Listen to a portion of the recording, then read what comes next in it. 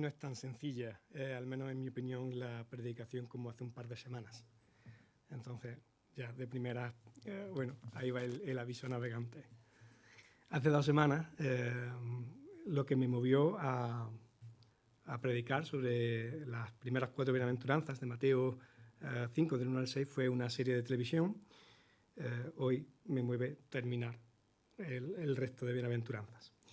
Antes de empezar, la semana pasada dejamos, en mi opinión, 3 pilares fundamentales con los que acercarnos a la palabra de Dios. Estuvimos hablando de inspiración y de acomodación divina, estuvimos hablando de los valores con los que acercarnos no solamente a la Biblia, pero en este caso nos acercábamos a la palabra, también a la vida, el Evangelio y la creación, y estuvimos hablando de inspiración orgánica. Con esos 3 pilares fundamentales nos acercamos a las 4 primeras bienaventuranzas y después usamos las mismas 4 bienaventuranzas para acercarnos a ellas mismas y al resto de la Biblia. No sé si nos dimos cuenta de todo ese giro que estuvimos haciendo, pero yo lo disfruté. Son de todas las bienaventuranzas, las 4 primeras son mis preferidas. Supongo que son mis preferidas porque, bueno, por un lado me resultan más fácil de filtrar y por otro porque regulan, por decirlo de alguna manera, regulan cómo me relaciono con Dios, cómo me relaciono con su palabra, regulan, por decirlo de alguna manera, regulan relaciones verticales, mientras que la de hoy, pues, por decirlo de alguna manera, regulan relaciones horizontales, regulan cómo me relaciono con lo creado, con la creación y con los creados, cómo me relaciono horizontalmente. Me resultan algo más complejas, pero aún así, como decía hace un par de semanas, con lo que nos gusta más y con lo que nos gusta menos, con lo que nos resulta más fácil o más difícil, toda la palabra de Dios es palabra de Dios y hay que acercarse o hay que tratar de acercarse a ella para filtrarla con los valores que tenemos y para tratar de aplicarla. Ese es el plan de hoy. Mateo 5, 7 al 11 y solo un trocito del 12. Bienaventurados los misericordiosos, porque ellos alcanzarán misericordia. Bienaventurados los de limpio corazón, porque ellos verán a Dios. Bienaventurados los pacificadores, porque ellos serán llamados hijos de Dios. Bienaventurados los que padecen persecución por causa de la justicia, porque de ellos es el reino de los cielos. Bienaventurados sois cuando por mi causa os insulten y os persigan y digan toda clase de mal contra vosotros, mintiendo.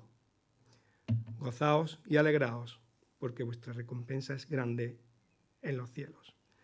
De nuevo vengo sin título, no es importante. Para Alex quizá un poco más, pero de nuevo vengo sin título. Para mí es más importante afinar y hay que tratar de afinar con cuidado desde el principio.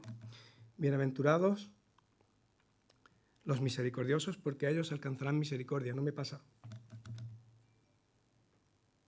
Gracias.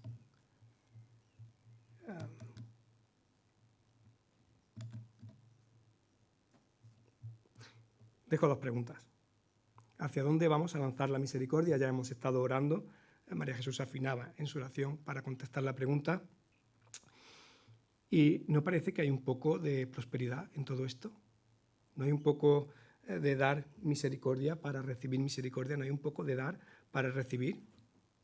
Hace un par de semanas hablábamos de las primeras bienaventuranzas y hablábamos, si me prometes, lo que me estás prometiendo es heredar la tierra por ser manso o por ser humilde, quizá podría haber algo de prosperidad en eso y sin embargo no dijimos nada. ¿Por qué no dijimos nada hace 2 semanas? No dijimos nada porque antes de heredar se habla de ser humilde. Se habla de ser, que es una condición y no una acción. Se habla de ser. Y ser humilde, decíamos que era una condición, consecuencia de ser pobre de espíritu, que es otra condición aún más profunda y que tenía consecuencias eternas. Ser. Supongo que nos acordamos de eso. Y en este caso el asunto es igual. Trata de ser misericordioso a consecuencia de la salvación. No es una acción que busca la recompensa de la misericordia de Dios, sino que es una condición. Bienaventurados los misericordiosos. No dice bienaventurados los que hacen cosas misericordiosas. No habla de los que hacen, habla de los que son. Y no solo de los que son misericordiosos a imagen y semejanza de Dios, que eso lo somos todos. Toda la creación de Dios, todo ser humano tiene su imagen, tiene su semejanza, y a consecuencia de esa imagen y esa semejanza, todos pueden ser misericordiosos. En este caso no habla de esa gracia general que recibimos como imagen y semejanza de Dios, sino que habla de una misericordia especial recibida por una gracia especial que es de la salvación. De esa es de la que me quiero centrar. Es de, como decía María Jesús, es de dar de gracia lo que hemos recibido de gracia. En su plenitud alcanzaremos misericordia en el cielo, como todo. Pero podemos empezar a reflejarlo desde ya. Desde ya. Con la misericordia, siguiendo lo que decía María Jesús, con la misericordia pasa lo mismo que pasa con el amor. ¿Recibimos amor? Podemos reflejar a Dios. Recibimos amor de Dios. Recibimos amor de Dios. Podemos darlo. Podemos dar de lo que se recibe.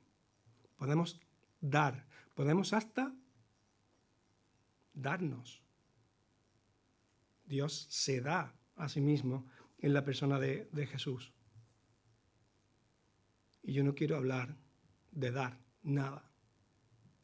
Y si no quiero dar, ¿cómo voy a hablar de darme? No pienso darme a nadie. Ni voy a dar, ni voy a darme. Y sin embargo es difícil mantener tu corazón cerrado al egocentrismo de no querer darte o dar cuando el Evangelio es real en tu vida. Si el Evangelio es real, el egocentrismo absoluto es difícil cuando el Evangelio obra no empatizar un poco. Es difícil cuando el Evangelio actúa no tratar de entender cómo se siente el otro. Es difícil cuando el Evangelio es real no ser misericordioso. Es difícil. Y vuelvo a la pregunta ya respondida en el tiempo de oración. ¿Hacia dónde reflejamos la misericordia? ¿Hacia dónde reflejamos lo que hemos recibido de Dios? Hacia los creyentes, sin duda. Cuando todos damos de lo que recibimos, pues no solamente experimentamos misericordia vertical, sino que también los unos de los otros vamos a experimentar misericordia horizontal y lo vamos a disfrutar mucho. Genial, pero ¿solo la Iglesia? Sabemos que no. ¿Hacia dónde reflejamos el amor de Dios universal? Cuando entiendes que nadie, ni siquiera tú, o por supuesto que tú cuando te conoces mejor que nadie, nadie se merece ser amado por Dios. Es difícil hacer distinciones hacia dónde reflejar el amor de Dios. Qué error pensar que Dios debes ser misericordioso y hacer llover sobre justos. No debes hacer llover sobre justos e injustos. Qué error pensar que el no creyente ni agua ni lluvia. Evangelio sí. Evangelio sí, porque eso sí le hacen falta. Pero agua, lluvias, misericordia y alegría de corazón, de eso ni un poco.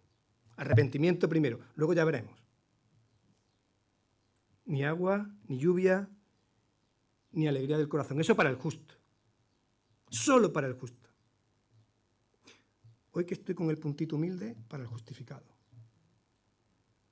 Rebajo un poquito el nivel. Hechos 14. Pablo dice que Dios dio testimonio de sí mismo, dando a los habitantes de Listra lluvias del cielo, estaciones fructíferas, les daba comida y alegría de corazón. También alegría de corazón. Y ni Jesús ni Pablo se equivocan al hacer universales el amor y la misericordia de Dios. Echa uno para atrás, porfa. En mi opinión, aunque ya estaba puesto hace un rato, es un error cerrar la misericordia como si fuera un privilegio exclusivo del creyente, igual que es un error no entender que la misericordia universal de Dios tendría que aplicarse universalmente en lo físico, en lo material, en lo psicológico, en lo anímico, si me apuras, y en todos los ámbitos de la persona. La misericordia no es solo material. La misericordia universal tendría que entenderse universalmente en todos los ámbitos de la persona.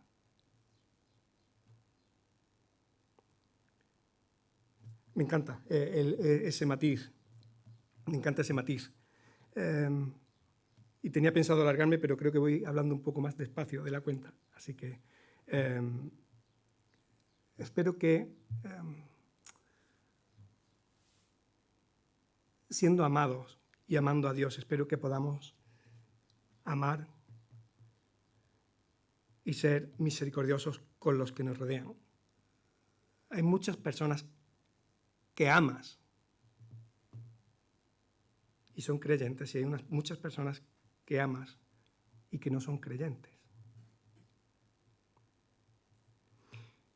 Y cuando pienso en esto, pienso que sí, que un día la misericordia de Dios se va a acabar. Un día este aplazamiento de la justicia divina se va a acabar y el no creyente se va a tener que enfrentar con una eternidad fea.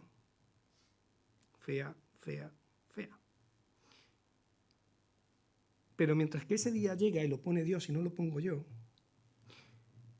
mientras que ese día llega y mientras que Dios esté haciendo caer su misericordia sobre todo el mundo como hace caer la lluvia, espero que nosotros seamos colaboradores suyos y hagamos que esa lluvia se extienda. La misericordia es buena en sí misma. La misericordia acompaña, bendice, trae alegría de corazón. Alegría de corazón. Y si la misericordia es buena y trae alegría de corazón y es necesaria, la gracia especial es la que limpia el corazón y es imprescindible. Si la misericordia es buena y necesaria, la gracia es imprescindible. Bienaventurados los de corazón limpio, porque ellos verán a Dios. Menos mal que la gracia limpia. Si no, o tiro de hipocresía, o tengo que reconocer que verlo, lo que es verlo, yo no lo voy a ver. Eso del corazón limpio, de yo tengo un corazón limpio, que sí, que humanamente estoy en el estándar, pero de corazón limpio...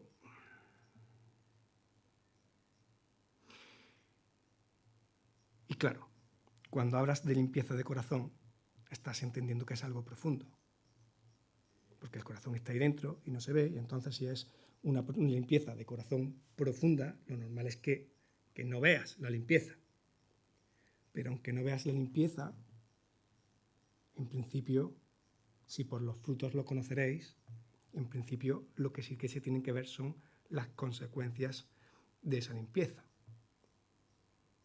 Corazón limpio. En este punto suelo repetir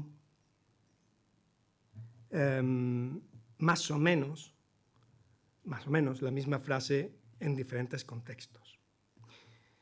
Si las obras sin gracia son espiritualmente inútiles, la gracia sin obras es dudosamente real en la vida de la persona. Y esto hay que matizarlo. Aunque creo que es verdad, hay que matizarlo. Las obras sin gracia son espiritualmente inútiles y aún así una buena obra es una buena obra. Una buena obra siempre va a beneficiar a alguien. Quizá una buena obra sin gracia beneficia más fuera que dentro. Más porque no hay autojustificación, no hay egocentrismo. No. Las buenas obras a veces son más perjudiciales para el que las hace que para el que las recibe, pero en la práctica una buena obra es una buena obra. La gracia sin obras es dudosamente real en la vida de las personas. Y aún así, a ver quién es el guapo que dice que en su vida espiritual no hay valles, en lo práctico de su vida no hay valles, y a ver quién es el que toma el papel de Dios y escudriña el corazón de otra persona por el valle por el que esté pasando. Que a verlos, también haylos. Si pensamos en una persona que haya pasado, que no sea Jesús, por valles y con un corazón conforme a Dios, rápidamente nos viene David a la cabeza.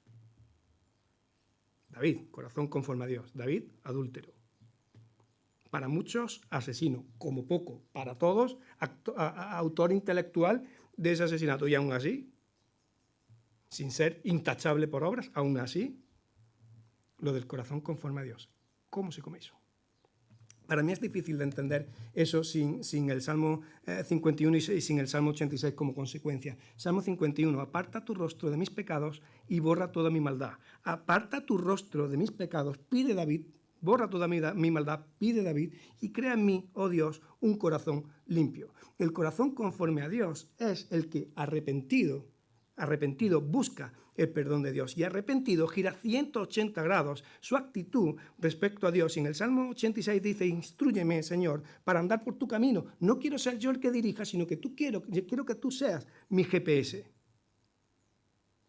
Instrúyeme tú por tu camino y dame, a consecuencia de ese corazón limpio que me he girado y estoy siguiendo por tu camino, dame integridad de corazón para temer tu nombre. Dame integridad. Dios es el que limpia, borra, oh Dios, mi maldad, y Dios es el que transforma, haciendo un corazón que cada día sea un poquito más íntegro.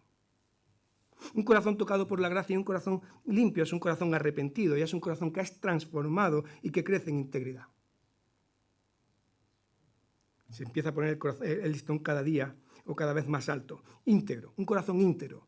Vamos a echarle un vistacillo a nuestro corazón íntegro, de una sola pieza, sin dobleces. Un corazón limpio es un corazón que no tiene el más mínimo doblez, no busca nunca la manipulación, siempre es sincero. Es el corazón de la persona que solo vive una sola vida. ¿Se va a meter en valles? Pues claro que se va a meter en valles. ¿Que la va a liar? Claro que la va a liar. Claro que se va a meter en el valle que no debe. Claro que se va a salir del camino. Claro que la vara de su pastor, de su buen pastor, en forma del Espíritu Santo, claro que esa vara cargada de amor, con la intensidad justa, pero con la intensidad necesaria en función y directamente proporcional de la terquedad de la oveja en cuestión o del individuo, que a veces tercos somos tela, la vara del pastor, a pesar del valle,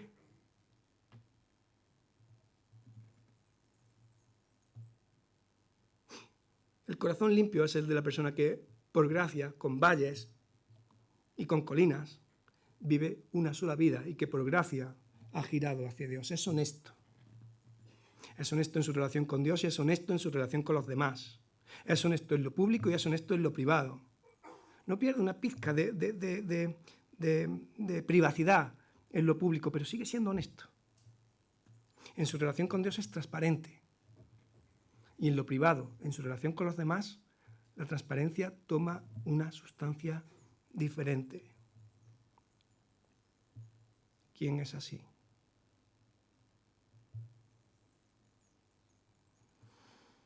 Es difícil no pensar que, menos mal, Jesús, que cuando Dios mira, mi corazón te ve a ti y ve el tuyo y no ve el mío. Eso no impide que el Espíritu Santo esté obrando y transformando nuestro corazón en esta línea. Dios nos ama, a pesar de cómo somos, pero nos ama tanto que no piensa dejarnos como estamos.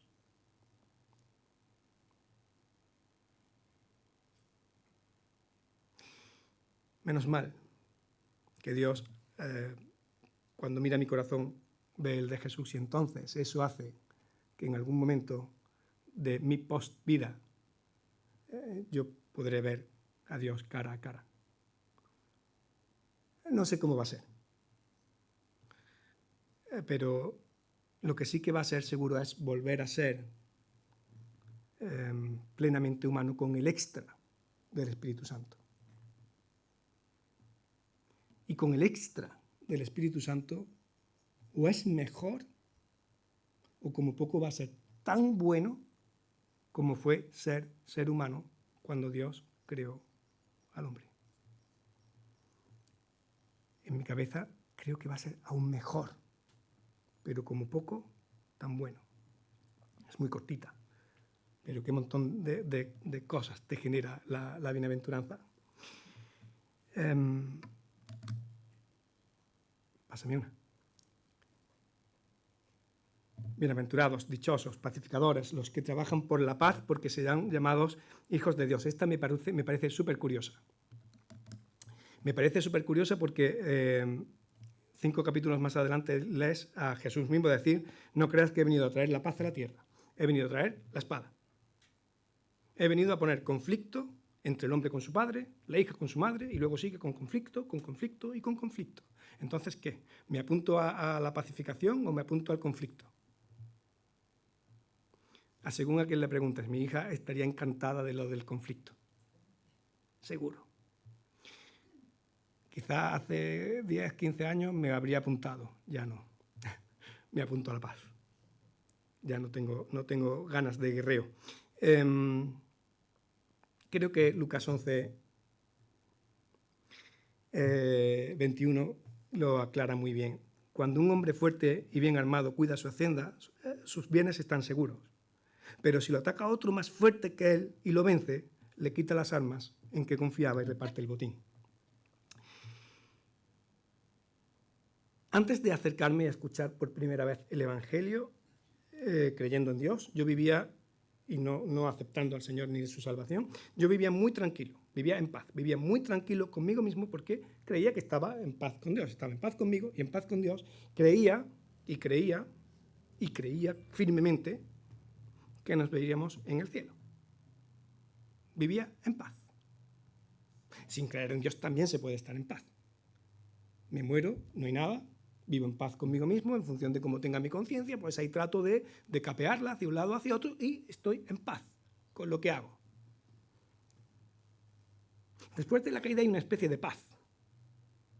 Hay una falsa paz, hay un poder fuerte que cuida de su hacienda y que, de alguna manera, a base de pan y circo, o llamadlo como queráis, con la conciencia dormida o con la conciencia endurecida, pues las cosas están tranquilas. La gente llega, la gente come, la gente se divierte y con cierta tranquilidad, pues desde la caída se dan cuenta de que la paz con Dios está rota. Cristo llega a la tierra y nos lo muestra. Es verdad que antes de mostrarlo, él mismo se presenta delante de su conflicto con el hombre fuerte que trata de impedir que Jesús vaya a hacer lo que tiene que hacer, tentaciones de por medio. Pero una vez que Cristo vence con la cruz, y a los que aceptamos esa victoria de la cruz, estos que son llamados hijos de Dios, esos son llamados hijos de Dios porque previamente han entrado en un conflicto. Empiezo por la consecuencia. Esta sería empezar por la consecuencia, es empezar un poco la casa por el tejado, pero me sirve. El Evangelio, en lo cotidiano, nos va a traer conflictos relacionados con este poder fuerte que ha perdido su poder de derecho sobre nosotros, pero que quiere mantenerlo y alargarlo todo lo que puede en el hecho. Cuando estamos trabajando, viviendo, filtrando en lo cotidiano con el Evangelio, diferentes valores, diferentes van a hacer que tengamos que entrar en conflicto. Y aún así, sin duda que el conflicto trascendente es el primer conflicto que trae el Evangelio, es ese que se experimenta contigo mismo cuando Dios está reconquistando o recuperando, que es un poco menos, reconquistando tu corazón.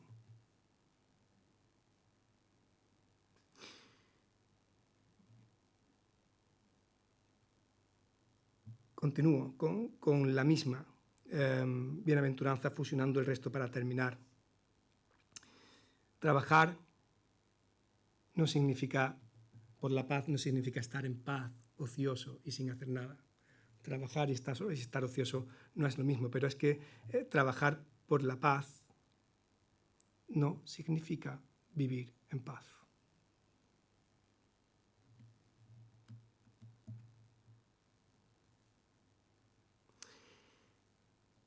Dichosos los perseguidos, aun trabajando por la paz, porque los conflictos van a hacer que sean perseguidos. Dichosos los perseguidos por causa de la justicia, porque el reino de los cielos les pertenece. Les pertenece. He escuchado algunas historias de nuestros mayores que han sufrido persecución en España. He escuchado historias de persecución fuera de España que espero que nosotros no lleguemos a experimentar. Y cuando leemos el versículo 11, Esto de seréis perseguidos por mi causa, bienaventurados, cuando os insulten y todo esto, mientras que sea mentira, no sea porque es quizá no pensamos tanto en la persecución, sino que pensamos en, al menos me pasa a mí, ¿cómo puedo hacer mío el versículo 12? ¿Cómo puedo alegrarme y llenarme de júbilo en mitad de una persecución? Claro que es la obra del Espíritu Santo, claro que es gracias a la gracia, pero pones los ojos en la recompensa o creo que no hay manera. Lo que me sale cuando recibo daño o cuando recibo persecución, supongo que por eso trato de centrarme más en el versículo de la paz que en el conflicto, o lo que me salía con cierta naturalidad, aunque gracias a Dios cada vez me sale menos, es tratar de devolver daño por daño. Y eso no es alegrarme y llenarme de gozo cuando soy perseguido. Alegrarse y llenarse de gozo no es intentar hacer más daño del recibido. Alegrarse y llenarse de gozo tampoco es frustrarse y no poder salir de la frustración porque las cosas no salen como se espera. Alegrarse y llenarse de gozo no es ser masoquista y realmente estás disfrutando con el sufrimiento.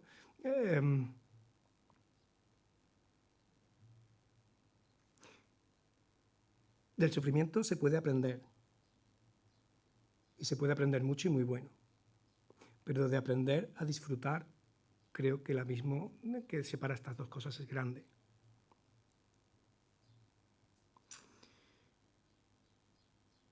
Ya que vamos a sufrir, por lo menos, por un lado, que aprendamos del sufrimiento. Y es verdad que unas veces sufriremos porque la creación está caída, otras veces sufriremos porque yo estoy caído, otras veces sufriremos porque lo que nos rodea está caído, pero un motivo de persecución que quizás sea el que obviamos es vivir, no anunciar, vivir el Evangelio. Anunciando el Evangelio también tendremos algún, pero vivir. Vivir como una alternativa cultural real en la que resulta que Cristo sí que es Rey y lo que te mueve, a diferencia de cualquier otro valor, es la salvación y el Evangelio.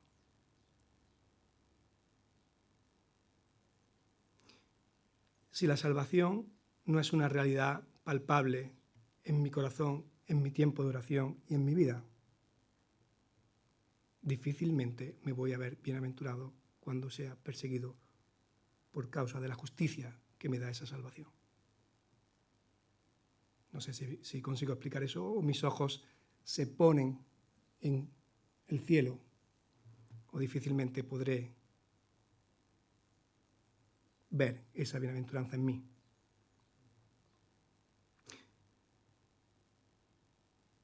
Supongo que por eso, y aprovecho, aunque luego no creo que lo vea ni siquiera, pero supongo que por eso pesa tanto ver la recompensa del cielo cuando te acercas a las personas que quieres y que aún no han aceptado esa recompensa.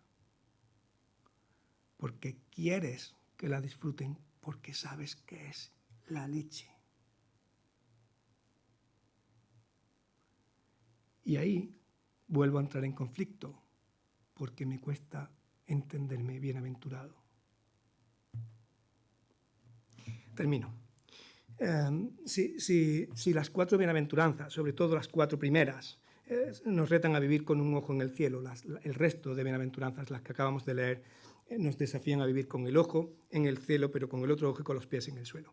Y viviendo con los pies en el cielo, en el suelo, será la gracia de Dios la que actúe y la que me mueva a ser misericordioso, hasta conmigo mismo.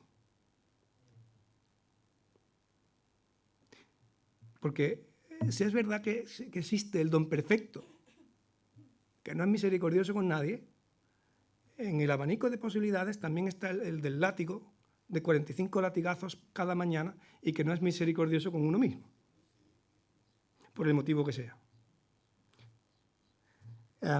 Bienaventurados los misericordiosos, los de corazón limpio, honesto, los que tienen un solo corazón, los que ponen ese corazón al servicio de Dios y se entregan siendo y no solo aparentando. Bienaventurados porque Dios nos va a usar para colaborar con su paz con mayúsculas y porque también nos va a usar para pacificar lo que tengamos que pacificar en lo práctico. Y desafortunadamente en todo esto vamos a experimentar el rechazo. Fuera, también dentro de la Iglesia, sin que nada, absolutamente nada, nos quite la realidad de ser bienaventurados. Y me encanta el castellano. Me encanta poder diferenciar entre ser y estar, o aún más lejos sentirse. Que el Señor no permita que se nos olvide lo que somos por su gracia, bienaventurados. Y que nos permita experimentarlo mucho, mucho, mucho. Y estar bienaventurados por su misericordia.